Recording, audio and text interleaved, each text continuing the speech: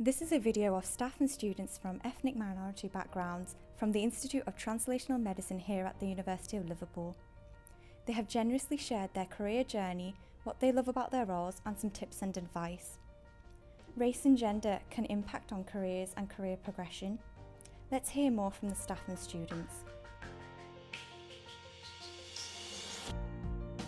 I guess most important thing is I got to this position through hard work.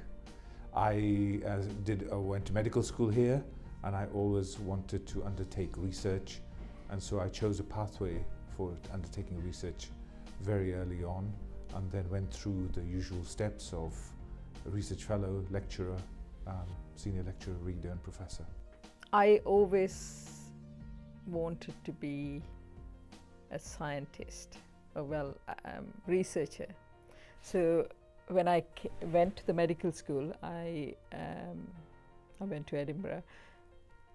I was actually looking for a speciality to research in, so to develop a research interest in a speciality. So I came across obstetrics and gynecology. It's a starting point because that's where the life starts. So I came to Liverpool as a clinician first, and then joined the department as a lecturer. When I finished my clinical training, I was appointed as a senior lecturer, and then that was 2009, and I have remained since, and promoted to read a couple of years back. I joined the University of Liverpool in 2005, just after my PhD from the University of Leeds as a postdoctoral research associate, to work on a statistical methodology project which was funded by the Medical Research Council. So since then I was learning key skills and gaining more experience about medical research, and I received my appointment as a lecturer in 2009, soon after I completed my postdoctoral project. Then I got promoted to a senior lecturer, and at the last academic annual review I have received my promotion to reader. So I had done my master's here at the University of Liverpool, and a few months later I was awarded a funding to come do a PhD basically on something I had done during my master's. So it was really exciting to come do my PhD here again. I enjoy my job because I do something different every day. And that's the great thing, and that's the pleasure of having a job like that. You don't do something exactly the same thing every day.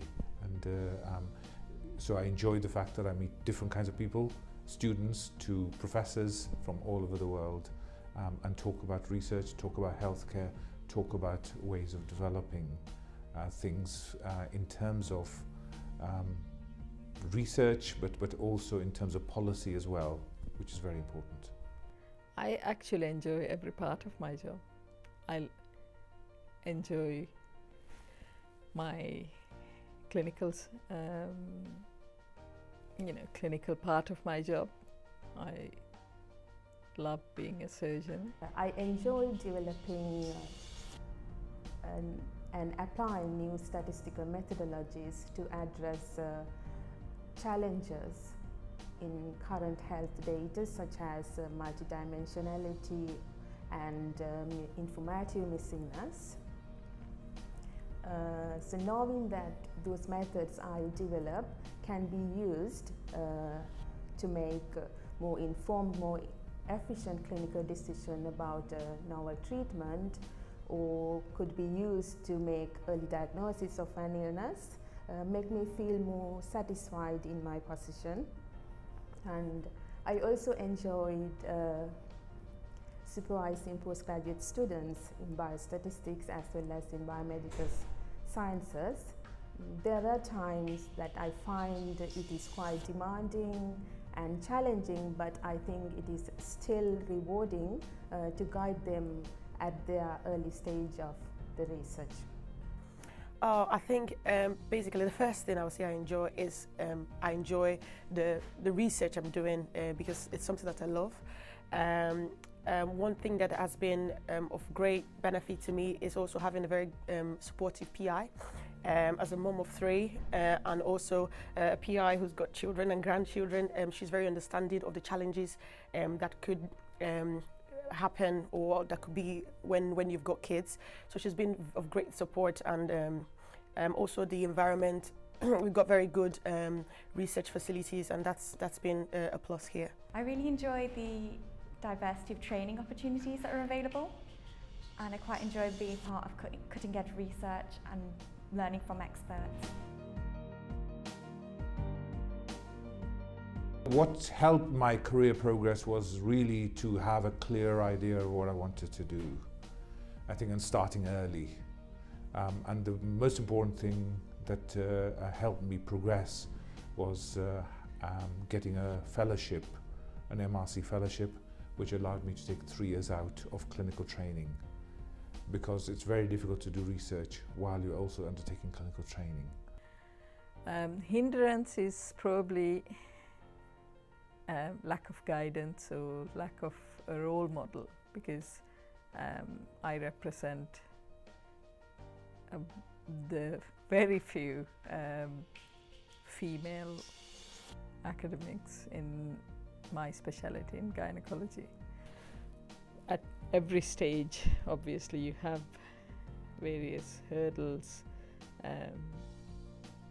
and invisible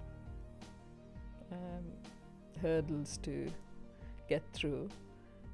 But on the other hand, if you use them as learning opportunities and try not to do the same mistake again,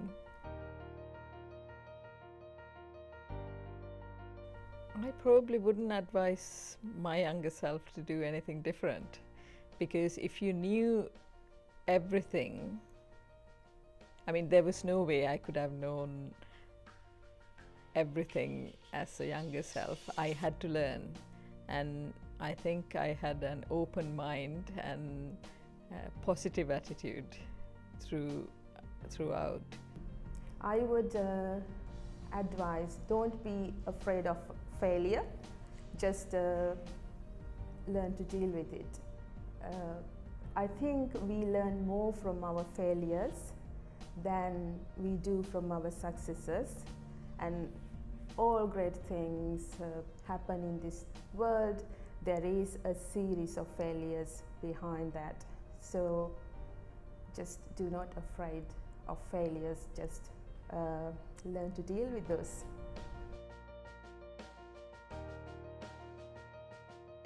The University of Liverpool is a great place to work because it is a university which is very friendly, it's very compact, and Liverpool as a place is a very good place to work in.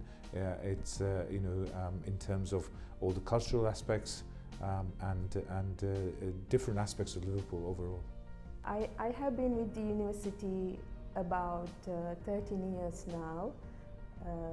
I am so proud to be a member of one of the most important universities in the world.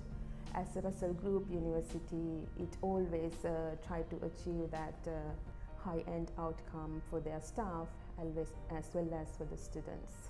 Prior to coming here, I've been in a university setting where literally you cannot have direct access to your professor or your lecturers. Literally, they're like almighty somewhere. But getting here, you're able to access people, interact. There are social activities where you can interact with your PI and colleagues, and it's really a very friendly atmosphere.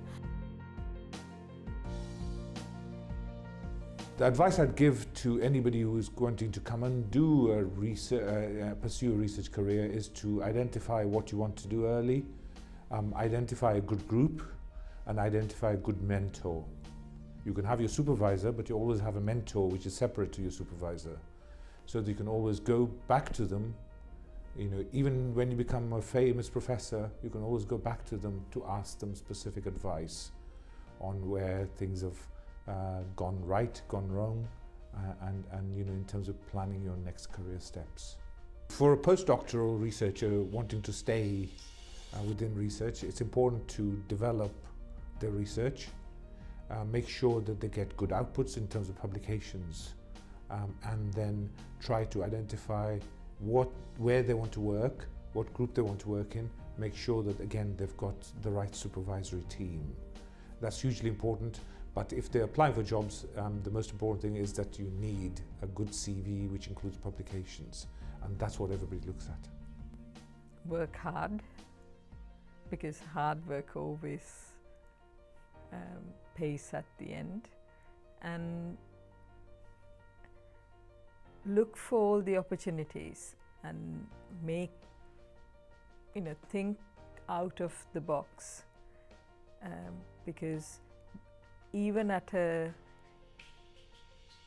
place, when you're at a place that you think, oh, this is the end of the world, it always provides another path. If that path you're going in is not the right one, there will be another path. So if you enjoy your research, it is natural to consider staying in research and perhaps to become an independent professional researcher. But to get into that goal, you should gain a range of experience from communication, time management to leadership. So at this stage, I would advise create a professional development plan with your academic supervisor or with your line manager, so to make sure you will develop those skills during your current position. So advice I would give other students who are considering staying in research would be to pick their unique selling points and think about how they can bring that out in their applications when they're applying for research, but also to consider the projects that they're applying for and ensure that it's one that they're going to be dedicated to for the next few years. So I think Athena SWAN's helped me in many different ways, and not just the areas of staff retention, recruitment. I think Athena SWAN is about awareness and improving awareness of issues of equality and diversity, not only in terms of gender but other areas as well. So this particular centre that I work in has always had a gender balance which has been very good. In fact, more female than male workers in this particular centre. However, it's helped me in other ways in terms of thinking about things I do nationally, where I look at committees and then say, well, actually, there are no women on this committee. Why aren't there any women on committees? So I can ask those difficult questions now. I know that the university as well as the institute has Athena SWAN Silver Awards. So I have mentioned this in my grant application when I was explaining the reasons behind my choice of research environment.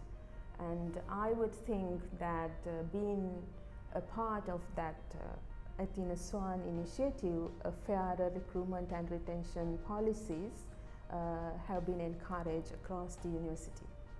Oh yeah, I do think Athena SWAN has helped in so many ways. Obviously, I've just had a baby 4 months ago, and I've had a baby just as my funding for my research was coming to an end. And obviously, because of the usefulness of the Athena SWAN in terms of like creating opportunity for researchers to have some form of an assistance when they've had the baby or just had a baby. So I've been able to get some hardship funding, even though my funding for my research was over. So that's a great thing that has been put in place by the Athena SWAN, obviously.